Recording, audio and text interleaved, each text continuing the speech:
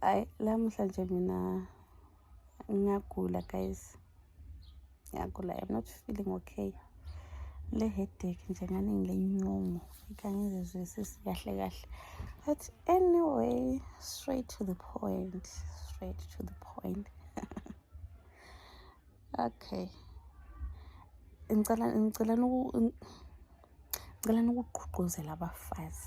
Ngicela angazi ngathi ngibe ukukhuza, yes. Ngicela ukukhuza abafazi. Ucansi alwenzelwa ngamadoda kuphela. Please, asonibelieve. Yekelani into leyana yokuthi yena during i-romance and umuntu yena akwenzayo ulele kuphela. Ulele kuphela yena ukhangele phezulu, so ngathiwa kumbe indoda igezisa isidumbu. Kuyini khonokho kodwa shwele kwenzayo? Hayi, ngeke guys, salanda ukuzo-enjoya sonke nini la. So please, tswe.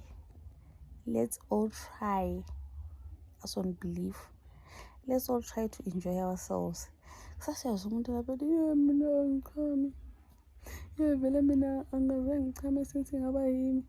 Ngoba umuntu uselapho 30-40 years. Uyekelelani wena ukuchama? Uyekelelani ukuchama? Vele khona uzachama njani wena ulala njengesidumbu? Hayi. Asingenzeni njalo bapere. Asingenzeni njalo. Mina vele ngeke ngitshone ngipretend. Lapha siyazixoxela, siyaxoxa.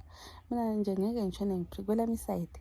Ngeke ngitshone ngipretend yenza nganto mina inhloflofa yengibenefit. Iyangibenefita shem, and kakhulu futhi. Bona iskin sami si-clear, so khona lokho ukuthi ndamathisela njena la.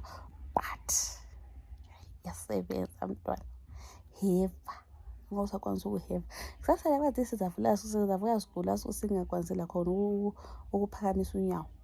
Kodwa kade singenxa ukuthi usaqinile. Qinisa ekuheveni, ukuheva ku-health.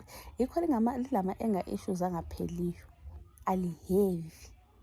Please have. Asonibelieve.